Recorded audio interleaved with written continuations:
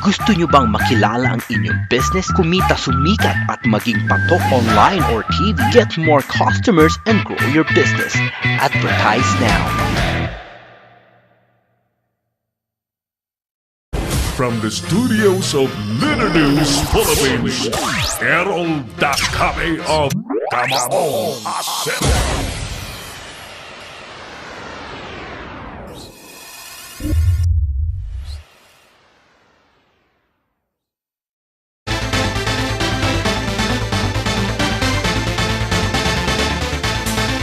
Welcome back sa ating palatuntunang Kamao nga Sero na live pong napapanood sa ating digital platform ng Leader News Philippines.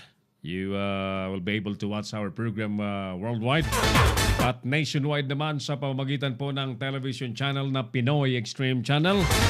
5:30 hanggang 6:30 po ng hapon sa ating television channel na Pinoy Extreme.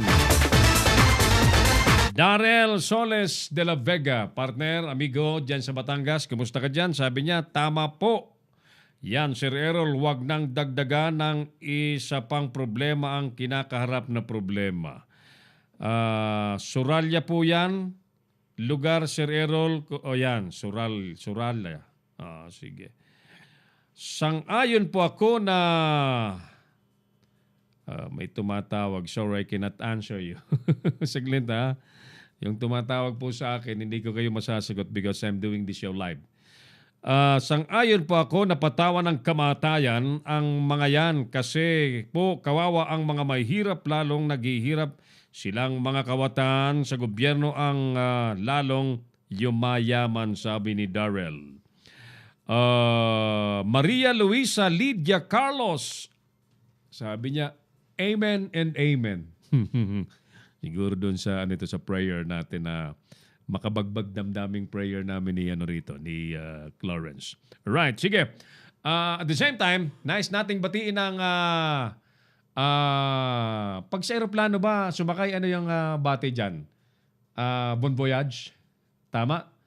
Pag sa sa barko sumakay, ano 'yon? Nalilito kami ni Di bale, have a safe trip.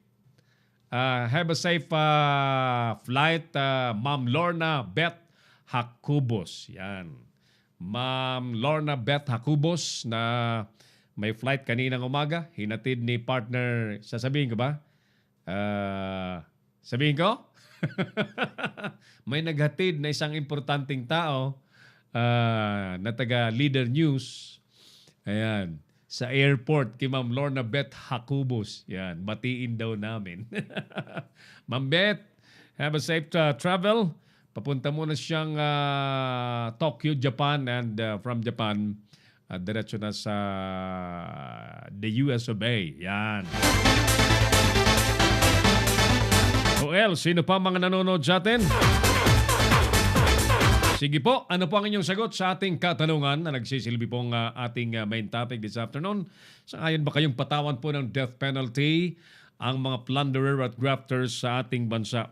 And by the way, batiin ko din muna yung aking mga kapatid, mga kasama ho sa unang-una kong radio station, commercial radio station. Hindi, commercial. Ayan, yan. How will I describe this? Unang-unang radio station na nandun si Errol na kami. Yung Veritas Tobacco, DWBS 1008. Sana ba yun yung ating mga kasama?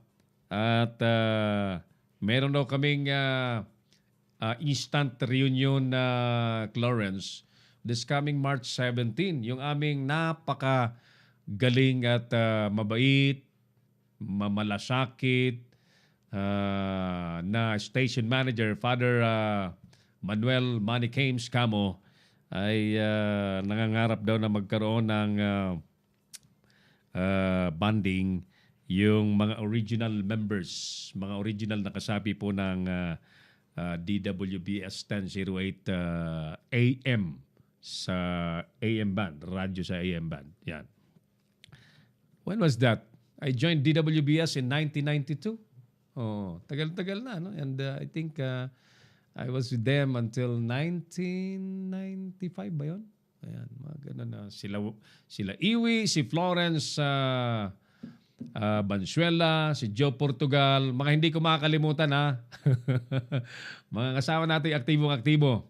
Kung yung nabubuhay pa ho, sumalangit nawa ang kaluluwa ni Manoy Art Blanquisco. Yan. Ang ating station manager si Father Kames, Father Manny Camo, na nagbigay po sa atin ng chance and opportunity na marinig ang boses po sa radyo. Yan. Umalingaw-ngaw sa buong kabikolan ng ang ating boses. Wala pang cellphone noon, Klo. Wala pang cellphone. Mind you, ang sulat sa programa ko ng mga listeners namin sa DWB is sako-sako. Sako-sako. Hindi ko kayang basahin lahat. Everyday, sako-sako galing sa mga estudyante. Talaga naman, makulay ang buhay sa radyo. Yung nilalagyan naming malaking box ng mga letters, umaapaw doon, grabe talaga. Lahat ng mga piyestahan, birthdayhan, kasalan, gustong-gusto nila si Errol na kami na imbitahan. Kaya ang dami-dami kong inaanak sa binyag. Binata pa ako, ang dami-dami ko nang inaanak sa kasal, Florence. O tingnan mo tuloy, nag-asawa ako, medyo may edad na ako. Okay. Mga kasama ko dati, yan. Nung nabubuhay pa si Tito Art Blanquisco, patay na kasi. Yung aming program director si Joe Portugal, yung aming news director Rolly Embile, ang program production manager namin si Florence Ondaya. Ayan. Ako naman tutoy-tutoy na ako doon eh. Aktibong DJ at reporter. Yan. Mga pinch hitter ako ng ibang program pag wala. I was very young then. Mga 21, 22 years old yata ako noon. Yung mga technician namin, si John Bornilla, si Ed Bornilla, si Efren Olila, John Bornasal, si Mox, si Ontoy Bonto, si Raj Barcia, sa admin namin, sa traffic si Iwi, yung traffic manager namin si Iwi Carino, si may nakaligtan yata ako. Who's this? Taglit, puntahan ko yung Diorig yan. Para wala akong makaligtaan. Baka may magtampo eh. Sabi ko, give me until mamaya para makapag-decide. Roger Calio. Yan, na nasa Amerika na. Si Joyce Canyo. Yan, Manay Joyce Canyo. At sino-sino, si Cyrus Aypay ni. Mga dati Tampag Iriba. Yan, ayos. So, well, sana magka-igwa kita pagkakataon na talagang maghirilingan ka, boss. It was a really long time ago. Ferds Bobbies. Yan, si Sepa ito. Vic Barameda. Yan, yung masipag nating kasamang reporter dati. Yan, yung unang-unang radio station na napasama pa ko, Veritas Tabaco sa Bicol Region.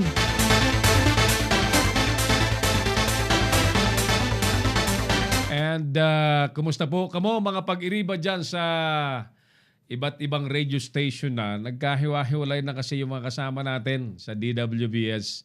And I really miss Father Kames. Father Kames, kumusta ka na? I was 22 years old then. Ngayon na ako eh. Mahigit 28 years ago. My God. Parang 27 years ago. Tuloy tayo. Sige. Mga kaibigan, medyo yung pinangako ko po sa inyo na ipakita yun ilang pong mga kandidatong sobra-sobrang maglagay ng kanilang mga campaign materials. Bagamat ang palusot po nila dyan, especially yung mga local candidates, wala naman kaming nilalagay na iboto nyo kami at hindi pa campaign period. Ayan, ipakita nga natin, Klo, yung higanting billboard ni Gowico. Ayan. Yan po sa daanan po namin sa Urdaneta City sa Pangasinan na pagkalaki-laking billboard. Ayan, sa Urdaneta. Gowico. Ang paramdam niya ay parang tatakbo siya sa pagkakongresista dyan sa distrito ng Urdaneta. Ayan pa. So, ilang piraso ba yung billboard niya? 3 yata, no? Yung nadaanan natin, yung malapit doon sa Villasis, meron pa, di ba? Ayan. Yung isa kasi back-to-back, dalawa ba back-to-back yata? Ayan, ano? Kami, alam namin ang presyuhan po ng billboard, yung mga ganyang kalaki pong higanting billboard. Normally, it ranges from 200,000 to 300,000 per month. Kung back-to-back yan, di times 4. Di ba? Halimbawa, 200 times 4, 800,000 monthly. Diyos ko po. Tapos ang magkano bang allowed ng COMELEC? And mind you, yung measurement alone ay lumalabag na. Ngayon, sasabihin ni, hindi pa naman ako nagsasabing kandidato ako. Di ba? Ang tanong, hindi ba siya nag-file ng kanyang candidacy sa COMELEC? Pero sa ganang akin, ang medyo bubuligligin natin dyan ay ang COMELEC dyan sa Urdaneta. COMELEC Urdaneta na nakakasakop dyan sa mga billboards niyan. Ano bang plano nyo, COMELEC Urdaneta or COMELEC Pangasinan? Kasi parang bastusan yan ang dating. At gusto kong makausap yan si ano bang first name ni Guico? Ano ba nakalagay dyan na first name niya? Hindi ba siya natatakot na ma-disqualify dyan sa pinaggagawa nilang billboard? O di kaya, baka sabihin niya, Klo, bigla ay hindi ko alam yan. Baka kalaban na naglagay sa akin yan. Anak ng kagaw, ano? Yan naman, mga structure na yan ng advertising, mga kaibigan, may kontrata yan. Therefore, may mga signatories ng kontrata. Di makita natin, di ba? So, yan po yung mga classic example ng mga nangyayari pong paglabag sa campaign rules.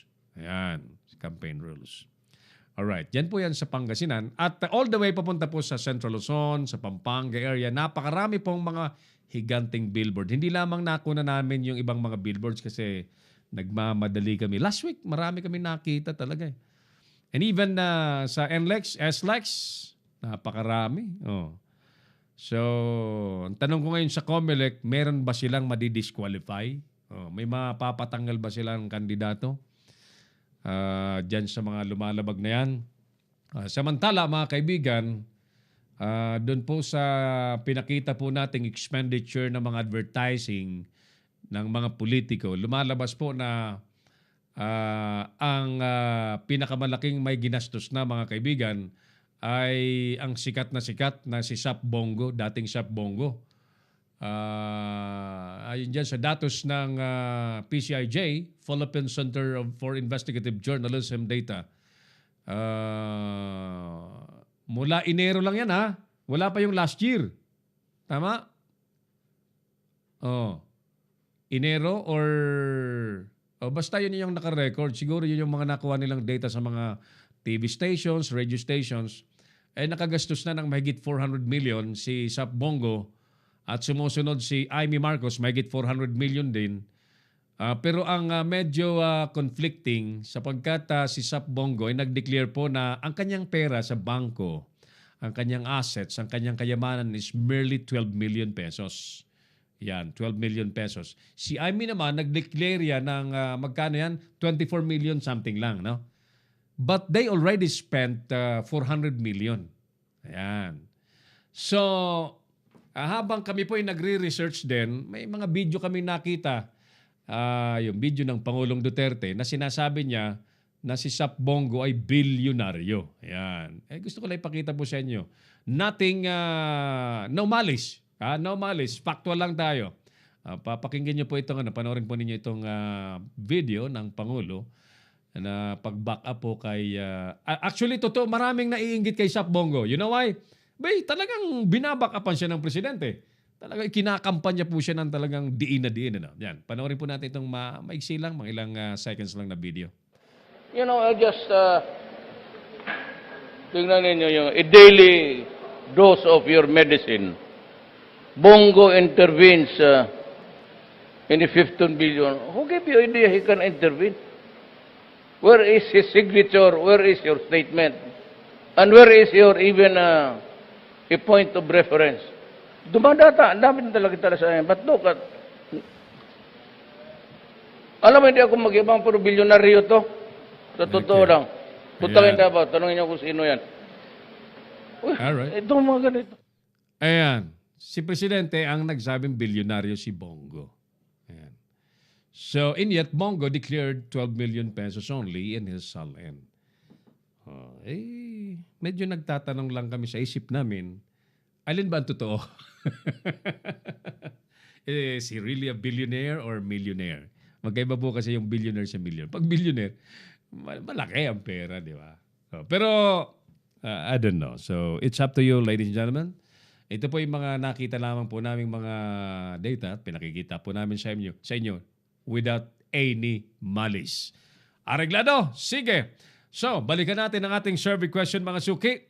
Sang-ayon ba kayong patawan po ng death penalty ang mga plunderer at grafters sa ating bansa? Balikan ko po kayo pagkalipas po ng ilang importanteng paalala. Magbabalik si Errol Nakame sa Kamaong Asero. Bring your business over 1 million TV or online. Reach your target customers anytime, anywhere. Your brand on TV or on the web. Get more customers and grow your business. Advertise now.